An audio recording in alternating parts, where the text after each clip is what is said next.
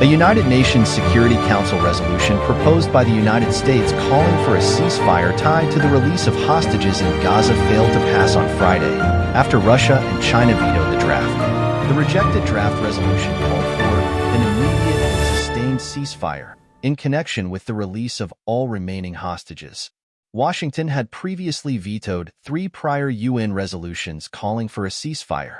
The UN vote came amid resumed hostage talks in Qatar on Friday, and as U.S. Secretary of State Antony Blinken arrived in Israel to meet with Israeli Prime Minister Benjamin Netanyahu as part of an intensive diplomatic push toward a ceasefire. The U.S., Israel's most prominent defender on the world stage, has faced severe criticism in Arab countries and in Europe for its refusal to call for a ceasefire early in the Gaza war, as well as its reluctance to translate its verbal criticism of Israel's conduct to diplomatic action. 11 Security Council members voted for the resolution, but permanent members Russia and China, who have veto power, blocked it. Israel ambassador to the UN Gilad Erdan said the Security Council's decision not to condemn Hamas is a stain that will never be forgotten. Meanwhile, Algeria, which also rejected the resolution, said the submitted text was not a clear message of peace and would have allowed for more Palestinian civilians to be killed. The U.S. had previously rejected a ceasefire resolution put forth by Algeria. With the draft resolution, Washington was seeking to recover from international criticism of its support for Israel, experts say.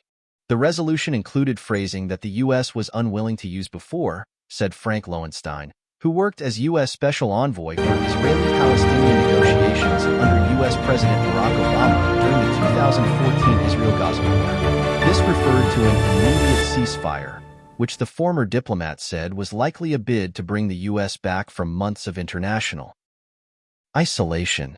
It gets the U.S. back in line with the international community, so we're not as isolated as we've been in vetoing, he said. Lowenstein said that Russia and China's veto was a blatant effort to keep the U.S. isolated. They, Russia and China, are playing politics with the ceasefire, clearly putting their desire to isolate the U.S. internationally ahead of the interests of the Palestinians in Gaza who desperately need a ceasefire, he said. The U.S. struck down a draft resolution on October 18th that called for humanitarian pauses, which U.S. Ambassador Linda Thomas-Greenfield vetoed as it did not mention Israel's right of self-defense. More recently, U.S. vetoed an Algerian resolution on February 20th that called for an immediate ceasefire, which Thomas-Greenfield said would put sensitive negotiations in jeopardy. Washington's attitude toward Israel's war policies gradually changed, however, amid mounting death tolls in Gaza and growing opposition to what American and international observers perceived as the Biden administration's inability to rein in its Israeli ally. U.S. President Joe Biden and Israeli Prime Minister Benjamin Netanyahu this month traded arms in interviews over Israel's war, and especially about Israel's planned incursion into Rafah. The U.S. even sanctioned Israeli settlers in the West Bank, and Biden publicly praised a speech by Senate Majority Leader Chuck Schumer that called for new Israeli elections that would replace Netanyahu. I think there has been a gap from day one, a gap between the language and the actions, said Yossi Meckelberg, an associate fellow with the Middle East and North Africa program at the Chatham House think tank in London.